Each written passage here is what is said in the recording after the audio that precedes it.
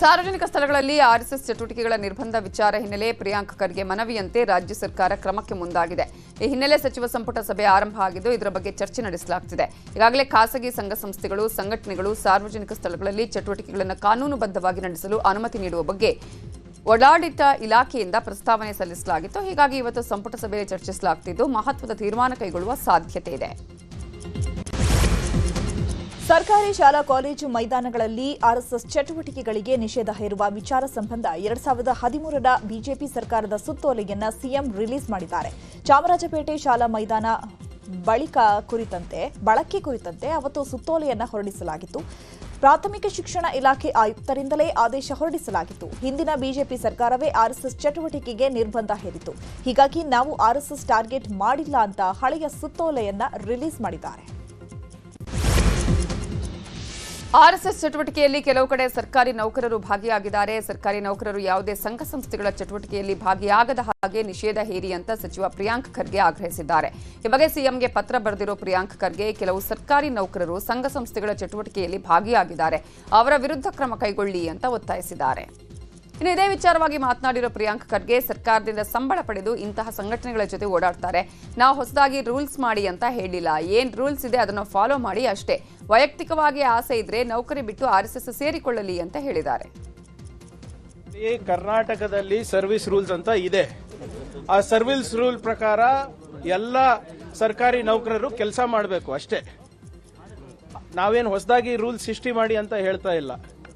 ಏನ್ ರೂಲ್ಸ್ ಇದೆ ಅದನ್ನ ಅಕ್ಷರಶಃ ಪಾಲನೆ ಆಗಬೇಕು ಅಂತ ಅಷ್ಟೇ ನಾನು ಕೇಳ್ಕೊಂಡಿರೋದು. ಅದು ಪಾಲನೆ ಆದ್ರೆ ಸಾಕು ಅಷ್ಟೇ. ಇವರೆಲ್ಲ ಈಗ ಸರ್ಕಾರದಿಂದ ಸಂಬಳ ತಗೋತಾರೆ, ಇಂಥ ಸಂಘಟನೆಗಳ ಜೊತೆ ಓಡಾಡ್ತಾರೆ. ಈ ಸಂಘಟನೆ ಯಾವ ರಾಜಕೀಯ ಪಕ್ಷದ ಜೊತೆ ಜೋಡಣೆ ಆಗಿದೆ ಹೇಳಿ? ಪೊಲಿಟಿಕಲ್ ಅಲ್ವಾ? ಪೊಲಿಟಿಕ್ಸ್ನಲ್ಲಿ ಪಾರ್ಟಿಸಿಪೇಟ್ ಮಾಡ್ಬೋದಾ? ಪೊಲಿಟಿಕಲ್ ಪಾರ್ಟಿ ಆಕ್ಟಿವಿಟೀಸು ಅಥವಾ ಅಲೈಡ್ ಆಕ್ಟಿವಿಟೀಸ್ನಲ್ಲಿ ಪಾರ್ಟಿಸಿಪೇಟ್ ಮಾಡ್ಬೋದಾ ಸರ್ಕಾರಿ ನೌಕರು? It is not allowed. ಇವರು ಗಣವೇಶ ಹಾಕೊಂಡು ಮೊನ್ನೆ ತಿರುಗಾಡಿದ್ದಾರೆ ನಮ್ಮ PDOಗಳು, ಕೆಲವು ವಿಲೇಜ್ ಅಕೌಂಟೆಂಟು, ಕೆಲವು ಹೆಲ್ತ್ ಆಫೀಸರ್ಸ್ ಎಲ್ಲ. ಅದೆಲ್ಲ ಮಾಹಿತಿ ಬಂದಿದೆ ನಮಗೆ. ಆಗಲೇ ನಾನಂತೂ ನಮ್ಮ ಇಲಾಖೆದು ನೋಟಿಸನ್ನು ಜಾರಿ ಮಾಡಿದ್ದೀನಿ. ನಾನು ಇವತ್ತಿಲ್ಲ ನಾಳೆ ಅವ್ರು ಸಸ್ಪೆಂಡ್ ಆಗ್ತಾರೆ. ಇನ್ನು ಆರ್ಎಸ್ಎಸ್ ಚಟುವಟಿಕೆಗೆ ನಿರ್ಬಂಧ ಹೇರೋ ವಿಚಾರವಾಗಿ ಪ್ರಿಯಾಂಕ್ ಖರ್ಗೆ ಮತ್ತೊಂದು ಪತ್ರ ಸಿಎಂಗೆ ಬರೆದಿದ್ದಾರೆ. ಈ ವಿಚಾರವಾಗಿ ಪ್ರತಿಕ್ರಿಯೆ ನೀಡಿರುವ ವಿಪಕ್ಷ ನಾಯಕ ಆರ್ ಅಶೋಕ್, ಜಗದೀಶ್ ಶೆಟ್ಟರ್ ಮಾಡಿರೋ ಆದೇಶ ಸರ್ಕಾರಿ ಶಾಲೆಗಳಿಗೆ ಮಾತ್ರ. ಪ್ರಿಯಾಂಕ್ ಖರ್ಗೆ ಆರ್ಎಸ್ಎಸ್ ವಿಚಾರ ಹಿಡ್ಕೊಂಡು 30,000 ಉದ್ಯೋಗ ಹಾಳು ಮಾಡಿದ್ರು. ಗೂಗಲ್ ಎಐ ಆಂಧ್ರಪ್ರದೇಶಕ್ಕೆ ಹೋಗುವಂತಾಗಿದೆ. ಆರ್ಎಸ್ಎಸ್ ಬಗ್ಗೆ ಬಿಡಿ, ಅಭಿವೃದ್ಧಿ ಬಗ್ಗೆ ಮಾತನಾಡಿ ಅಂತ ಹೇಳಿದ್ರು. ಇನ್ನು ಇದೇ ವಿಚಾರವಾಗಿ ಮೈಸೂರಲ್ಲಿ ಮಾತನಾಡಿದ ಶಾಸಕ ವಿಶ್ವನಾಥ್, ಪ್ರಿಯಾಂಕ್ ರಾಷ್ಟ್ರೀಯ ನಾಯಕ ಅಂತ ಬಿಂಬಿಸಿಕೊಳ್ಳಲು ಹೊರಟಿದ್ದಾರೆ. ಅಪ್ಪನಂತೆ ಒಳ್ಳೆ ಕೆಲಸ ಮಾಡಲು ಅವರನ್ನ ಗೆಲ್ಲಿಸಿರೋದು ಅಂತ ಕಿಡಿಕಾರಿದ್ರು. ತಾಕತ್ತಿದೆಯಾ ನಿನಗೆ? ನಾನು ಸರ್ಕಾರಿ ನೌಕರನೇ, ಪಕ್ಕ. ಕೋರ್ಟಲ್ಲಿ ಕೇಸ್ ಹಾಕಿದ್ರೆ ಸರ್ಕಾರಿ ನೌಕರ ಅಂತಾನೆ ನನ್ನ ಮೇಲೆ ಕ್ಲೈಮ್ ಮಾಡೋದು. ಜ್ಞಾನ ಬೇಕ್ರಿ ನಿಮಗೆ. ಎಲ್ಲ ಕರ್ನಾಟಕ ತೊರೆದು ಎಲ್ಲ ಇಂಡಸ್ಟ್ರೀಸ್ಗಳು ಬಿಟ್ಟು ನಾ ಮುಂದು ನೀ ಮುಂದು ಅಂತ ಓಡೋತಾ ಇದ್ದಾರೆ. ಅವ್ರನ್ನ ಹಿಡ್ಕೊಳಕ್ಕೆ ನಿಮ್ಮ ಯೋಗ್ಯತೆ ಇಲ್ಲ. ಆರ್ ಎಸ್ ಎಸ್ ಅಂತ ಇನ್ನು 2 ವರ್ಷ ಇಲ್ಲ. ನೀವು ನಿಮ್ಮ ಯೋಗ್ಯತೆಗೆ ಇನ್ನು 2 ವರ್ಷ ಇರಲ್ಲ ನಿಮ್ಮ ಸರ್ಕಾರ. ಅದ್ರ ಮಧ್ಯೆ ಈಗ DK ಶಿವಕುಮಾರ್ ಏನಾನ ಬಾಂಬ್ ಹಾಕಿದ್ರೆ ಅದ್ರ ಮಧ್ಯೆನೇ ಬಿದ್ದು ಹೋಗ್ಬಿಡ್ತೈತೆ ನಿಮ್ಮ ಸರ್ಕಾರ. DK ಮೇಲೆ ನಿಂತಿದೆ ನಿಮ್ಮ ಸರ್ಕಾರ. ಈ ಪ್ರಿಯಾಂಕನಿಗೆ ಬೇರೆ ವಿಚಾರ ಯಾಕ್ರಿ ಬೇಕು? ಹಾಗಾದರೆ ಯೂತ್ ಕಾಂಗ್ರೆಸ್ ಏನು ಚೆನ್ನಾಗಿದೆಯಾ? ಅಲ್ಲೇ ನಡೀತಾ ಇಲ್ವಾ? ಏನು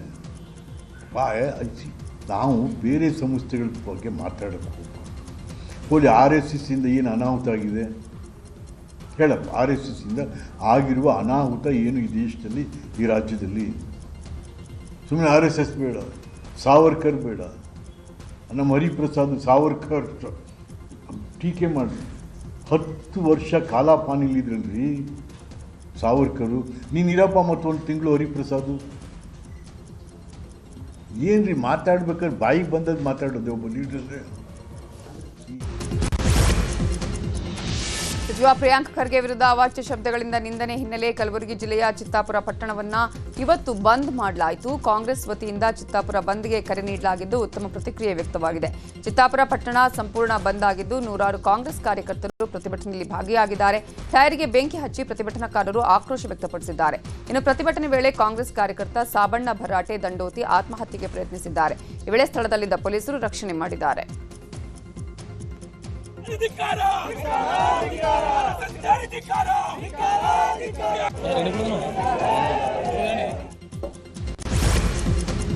ಡಿಸಿಎಂ ಹುದ್ದೆ ಆಫರ್ ಬಗ್ಗೆ ಡಿಕೆಶಿ ಹೇಳಿಕೆ ವಿಚಾರದ ಬಗ್ಗೆ ಮಾತನಾಡಿದ ವಿಪಕ್ಷ ನಾಯಕ ಆರ್ ಅಶೋಕ್, ಸರ್ಕಾರ ಬಂದು 2.5 ವರ್ಷ ಆಗಿದೆ. ಈಗ ನವೆಂಬರ್ ಕ್ರಾಂತಿ ಶುರುವಾಗ್ತಾ ಇದೆ. ಇಷ್ಟು ದಿನ ಹೇಳದ ಸತ್ಯವನ್ನ ಡಿಕೆಶಿ ಈಗ ಹೇಳ್ತಿದ್ದಾರೆ ಅಂದ್ರೆ ಇದು ಕಾಂಗ್ರೆಸ್ ನಾಯಕರನ್ನ ಬೆದರಿಸಲು ಇರಬೇಕು. ಡಿಕೆಶಿ ಯಾವುದನ್ನು ಅರ್ಥ ಇಲ್ಲದೆ ಮಾಡಲ್ಲ. ಸಿದ್ದರಾಮಯ್ಯ ಕಾಂಗ್ರೆಸ್ ನಾಯಕತ್ವಕ್ಕೆ ಮೆಸೇಜ್ ಕೊಡ್ತಿದ್ದಾರೆ. ಡಿಕೆ ಶಿವಕುಮಾರ್ ತಮ್ಮ ಮನಸ್ಸಿನ ಭಾವನೆ ಹೇಳಿದ್ದಾರೆ. ಅವರಿಗೆ ಆಫರ್ ಬಂದಿದೆ ಅಂದ್ರೆ ಅವರು ರೇಸ್ನಲ್ಲಿ ಇದ್ದಾರೆ ಎಂದೇ ಅರ್ಥ ಅಂತ ಹೇಳಿದ್ದಾರೆ. ಡಿ ಕೆ ಶಿವಕುಮಾರ್ ಅಲ್ಲಿರೋ ಮನಸ್ಸೆಲ್ಲ ಭಾವನೆಯನ್ನು ಅವ್ರು ಹೇಳಿದ್ದಾರೆ. ನಮ್ಮ ಪಾರ್ಟಿ ಭಾವನೆಯನ್ನು ನಾವೇನು ಹೇಳಿಲ್ಲ. ಇನ್ನು ನನಗಂತೂ ಜ್ಞಾಪಕ ಇಲ್ಲ. ನವೆಂಬರ್ ಕ್ರಾಂತಿಗೋಸ್ಕರ ಈಗ ಹಲವಾರು ಸುದ್ದಿಗಳನ್ನು ಬಿಟ್ಟಿದ್ದಾರೆ. ಆ ಸುದ್ದಿ ನಿಜಾನ ಇದೆಯೋ ಸುಳ್ಳಿದೆಯೋ ನನಗಂತೂ ಗೊತ್ತಿಲ್ಲ. ಅಂದರೆ ಆಫರ್ ಬಂದಿದೆ ಅಂತ ಹೇಳಿದ್ರೆ ಇವರು ಆ ಲೈನಲ್ಲಿದ್ದಾರೆ ಅಂತ ಅರ್ಥ. ಮನಸ್ಸಲ್ಲಿರೋ ಡಿ ಕೆ ಶಿವಕುಮಾರ್ ಇದೇ ವಿಚಾರವಾಗಿ ಮಾತನಾಡಿದ ಶಾಸಕ ಯತ್ನಾಳ್, ಡಿಸಿಎಂ ಡಿಕೆಶಿಗೆ ಆಫರ್ ಅಲ್ಲ, ಅವರೇ ವರಿಷ್ಠರ ಭೇಟಿಗೆ ಹೋಗಿದ್ರು. ಅಲ್ಲಿ ವರಿಷ್ಠರು ಇಂಟೆಲಿಜೆನ್ಸ್ ರಿಪೋರ್ಟ್ ಮೇಲೆ ಡಿಕೆಶಿ ಮಾತಿಗೆ ಒಪ್ಪಿಲ್ಲ. ಡಿಕೆಶಿ ಜೊತೆ 10 ರಿಂದ 12 ಶಾಸಕರು ಅಷ್ಟೇ ಬರುವುದು ಅಂತ ಹೇಳಿದ್ದಾರೆ. ಇವತ್ತು ಡಿ ಕೆ ಶಿವಕುಮಾರ್ ಚಾಲೆಂಜ್ ಮಾಡ್ತೀನಿ. ಇವತ್ತೇನು ನೀವು ಹೇಳಿಕೆ ಕೊಟ್ಟಿರಲ್ಲ, ಇದು ಆಮಿಷ ಬಿಜೆಪಿದಿಂದಲ್ಲ. ಇವರಾಗೆ ಕೇಂದ್ರದ ಒಬ್ಬರು ದಿವಂಗತ ಕೇಂದ್ರ ಮಂತ್ರಿಗಳ ಮುಖಾಂತರ ಕೇಂದ್ರ ವರಿಷ್ಠ ಮಂಡಳಿಗೆ ವಿನಂತಿ ಮಾಡಿಕೊಂಡಿದ್ರು. ನಾನು ಎಲ್ಲ ಕೇಸ್ಗಳನ್ನು ಮುಕ್ತ ಮಾಡಿ ನಾನು ಬಿಜೆಪಿಗೆ ಬರ್ತೀನಿ, ನಾನು ಮುಖ್ಯಮಂತ್ರಿ ಅವಕಾಶ ಕೊಡಿ ಅಂತ ಕೇಳಿದ್ದು. ಅವರು ಬಿಜೆಪಿ ಆಫರ್ ಮಾಡಿಲ್ಲ. ಭಾಳ ಆದರೂ ವಿಜೇಂದ್ರ ಡಿ ಕೆ ಶಿವಕುಮಾರ್ ದಿಲ್ಲಿಯಲ್ಲಿ ಸಭೆ ಮಾಡಿದ್ದು ಸತ್ಯ. ಇವತ್ತು ಡಿ ಕೆ ಶಿವಕುಮಾರ್ ಇನ್ನು 3 ತಿಂಗಳಲ್ಲಿ ಬಿಜೆಪಿಯಲ್ಲಿ ಕ್ರಾಂತಿ ಆಗಲಿದೆ, ನಾನು ಹೇಳ್ತಾ ಇದ್ದೇನೆ, ಬರೆದಿಟ್ಕೊಳ್ಳಿ ಅಂತ ಸಾಗರ ಶಾಸಕ ಬೇಳೂರು ಗೋಪಾಲಕೃಷ್ಣ ಭವಿಷ್ಯ ನುಡಿದಿದ್ದಾರೆ. ಶಿವಮೊಗ್ಗದಲ್ಲಿ ಮಾತನಾಡಿದ ಬೇಳೂರು ಗೋಪಾಲಕೃಷ್ಣ, ಬಿಜೆಪಿಯಲ್ಲಿ ಆರ್ ಅಶೋಕ್ ಅವರಿಂದ ಹಿಡಿದು ಬಹಳಷ್ಟು ಜನರಿಗೆ ಯಡಿಯೂರಪ್ಪ ಕುಟುಂಬ ತೆಗಿಬೇಕು ಅನ್ನೋ ಮನೋಭಾವವಿದೆ. ಹೀಗಾಗಿ ಬಿಜೆಪಿಯಲ್ಲೂ ಕ್ರಾಂತಿ ಆಗೇ ಆಗತ್ತೆ ಅಂತ ಹೇಳಿದ್ದಾರೆ. ವಾಲ್ಮೀಕಿ ಅಭಿವೃದ್ಧಿ ನಿಗಮ ಹಗರಣ ವಿಚಾರವಾಗಿ ಇಡಿ ದಾಳಿ ನಡೆಸಿದೆ. ಮಾಜಿ ಸಚಿವ ನಾಗೇಂದ್ರ ಆಪ್ತ ಕೆ ನಾಗರಾಜ್ ನಿವಾಸದ ಮೇಲೆ ದಾಳಿ ನಡೆಸಿದೆ. ಬಳ್ಳಾರಿ ನಗರದ ತಾಳೂರು ರಸ್ತೆಯಲ್ಲಿರುವ ನಿವಾಸಕ್ಕೆ ದಾಳಿ ಮಾಡಿರುವ ಇಡಿ ಅಧಿಕಾರಿಗಳು ಬೆಳಗ್ಗೆಯಿಂದ ಪರಿಶೀಲನೆ ಮಾಡುತ್ತಿದ್ದಾರೆ. ಇನ್ನೊಂದು ಕಡೆ ಬೇಲೆಕೇರಿ ಅದಿರು ನಾಪತ್ತೆ ಪ್ರಕರಣಕ್ಕೆ ಸಂಬಂಧಪಟ್ಟಂತೆಯೂ ಇಡಿ ದಾಳಿ ನಡೆಸಿದೆ. ಹೊಸಪೇಟೆಯಲ್ಲಿರುವ ಶ್ರೀನಿವಾಸ್ ರೆಡ್ಡಿ ಅನ್ನವರ ನಿವಾಸಕ್ಕೆ ದಾಳಿ ಮಾಡಿರುವ ಇಡಿ ಅಧಿಕಾರಿಗಳು ಪರಿಶೀಲನೆ ನಡೆಸಿದ್ದಾರೆ. ವಿನಾಯಕನಗರ ಮನೆ ಮತ್ತು ಬಸವೇಶ್ವರ ಬಡಾವಣೆಯ ಮನೆ ಹಾಗೂ ಪ್ರಿಯದರ್ಶಿನಿ ಹೋಟೆಲ್ ಮೇಲೂ ದಾಳಿ ನಡೆಸಲಾಗಿದೆ. ಕಲಬುರಗಿಯ ಆಳಂದದಲ್ಲಿ ವೋಟ್ ಚೋರಿ ನಡೆದಿದೆ ಅನ್ನುವ ಆರೋಪ ಕೇಳಿಬಂದಿತ್ತು. ಇನ್ನು ಇದೇ ವಿಚಾರವಾಗಿ ಎಸ್ಐಟಿ ತನಿಖೆ ಮಾಡುತ್ತಿದೆ. ರೋಜಾ ಬಡಾವಣೆಯಲ್ಲಿ ಅಶ್ಫಾಕ್ ಅನ್ನುವರ ನಿವಾಸದ ಮೇಲೆ ಎಸ್ಐಟಿ ದಾಳಿ ಮಾಡಿದೆ. ದಾಳಿ ವೇಳೆ ರಾಶಿ ವೋಟರ್ ಐಡಿ ಪತ್ತೆಯಾಗಿದೆ. ಸದ್ಯ ದುಬೈನಲ್ಲಿರುವ ಅಶ್ಫಾಕ್ ಮನೆಯಲ್ಲಿದ್ದ 15 ಮೊಬೈಲ್ 7 ಲ್ಯಾಪ್ಟಾಪ್ ಅನ್ನು ಜಪ್ತಿ ಮಾಡಲಾಗಿದೆ. ಮಂಡ್ಯಕ್ಕೆ ಕೇಂದ್ರ ಸಚಿವ ಎಚ್ಡಿ ಕುಮಾರಸ್ವಾಮಿ ಆಗಮಿಸಿದ್ದು ನಗರದ ಕೆಎಸ್ಆರ್ಟಿಸಿ ಬಸ್ ನಿಲ್ದಾಣದ ಬಳಿ ನಿರ್ಮಾಣವಾಗಿರುವ ಆಟೋ ನಿಲ್ದಾಣವನ್ನು ಉದ್ಘಾಟನೆ ಮಾಡಿದ್ದಾರೆ. ಸಂಸದರ ನಿಧಿಯಿಂದ ನಿರ್ಮಾಣ ಮಾಡಿರುವ ಹೈಟೆಕ್ ಆಟೋ ನಿಲ್ದಾಣವನ್ನು ಟೇಪ್ ಕಟ್ ಮಾಡುವ ಮೂಲಕ ಉದ್ಘಾಟನೆ ಮಾಡಲಾಗಿದೆ.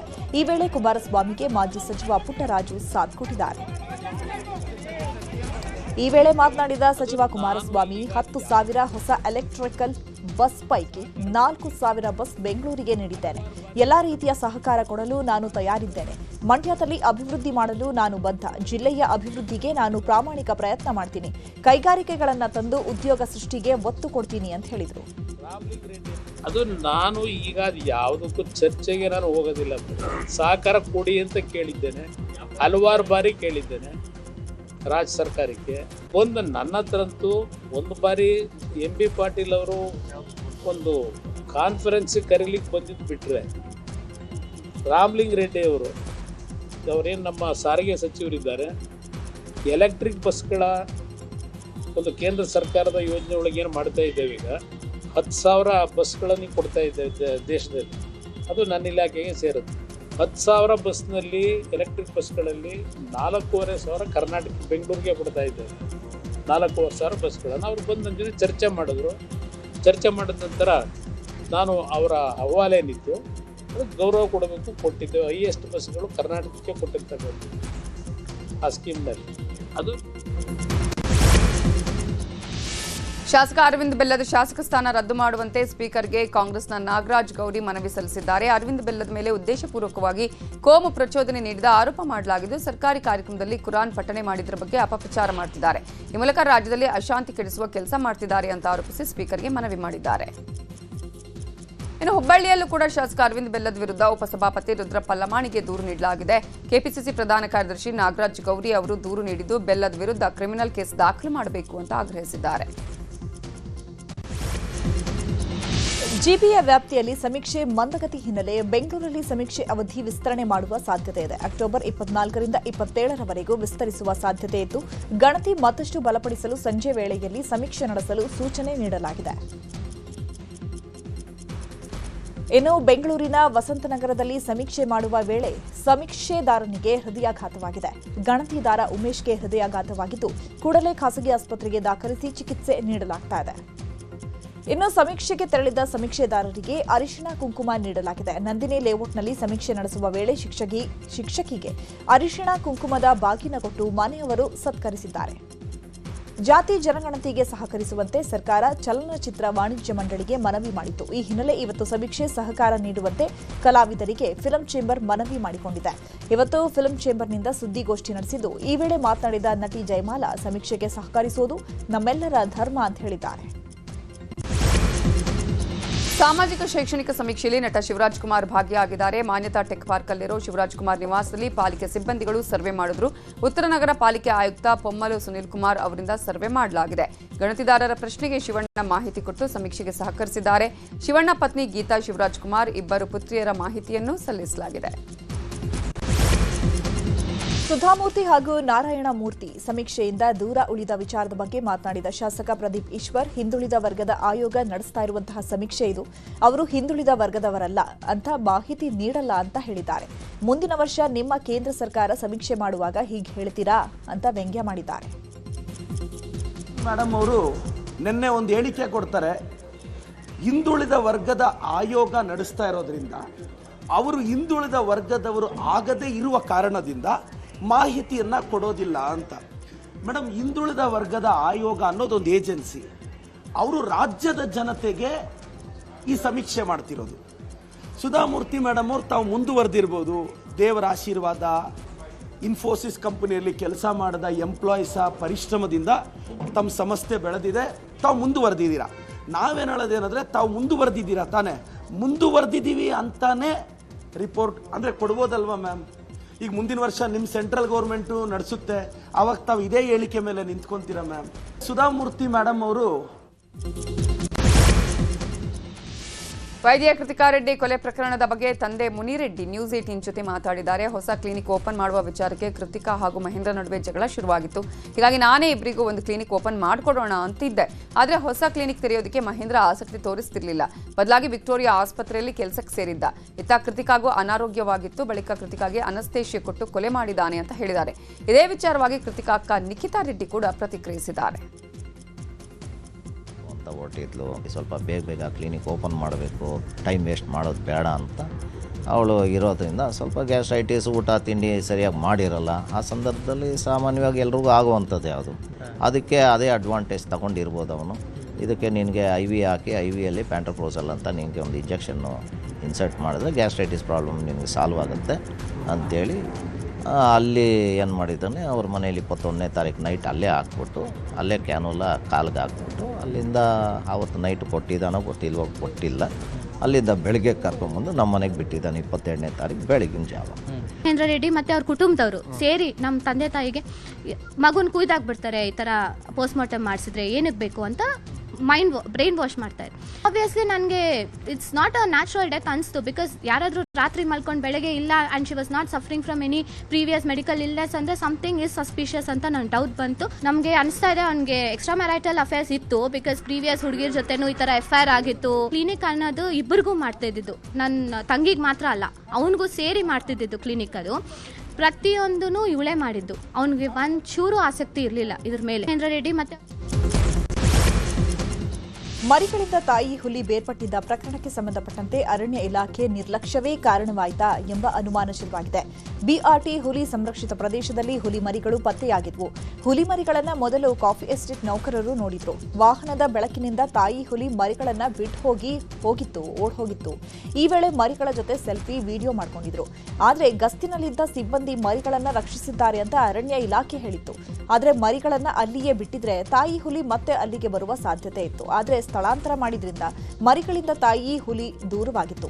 ಇನ್ನು ಪುಜನೂರು ರಸ್ತೆಯಲ್ಲಿ ರಾತ್ರಿ ವಾಹನ ಸಂಚಾರ ನಿಷೇಧವಿದ್ದರೂ ಕಾಫಿ ಎಸ್ಟೇಟ್ ನೌಕರರ ವಾಹನ ಸಂಚಾರಕ್ಕೆ ಅವಕಾಶ ಹೇಗೆ ಸಿಕ್ತು, ಅವರ ಮೇಲೆ ಕ್ರಮ ಯಾಕೆ ಆಗಿಲ್ಲ ಎಂಬ ಹಲವು ಪ್ರಶ್ನೆಗಳು ಉದ್ಭವ ಆಗಿದೆ. ಕೊಪ್ಪಳದಲ್ಲಿ ಅಸ್ಪೃಶ್ಯತೆ ಇನ್ನೂ ಜೀವಂತವಾಗಿದೆ. ದಲಿತರ ಮನೆಗೆ ಬೆಂಕಿ ಹಚ್ಚಲಾಗಿದೆ. ಜಿಲ್ಲೆಯ ಯಲಬುರ್ಗಾ ತಾಲೂಕಿನ ಕೋನಸಾಗರ ಗ್ರಾಮದಲ್ಲಿ ಈ ಘಟನೆ ನಡೆದಿದೆ.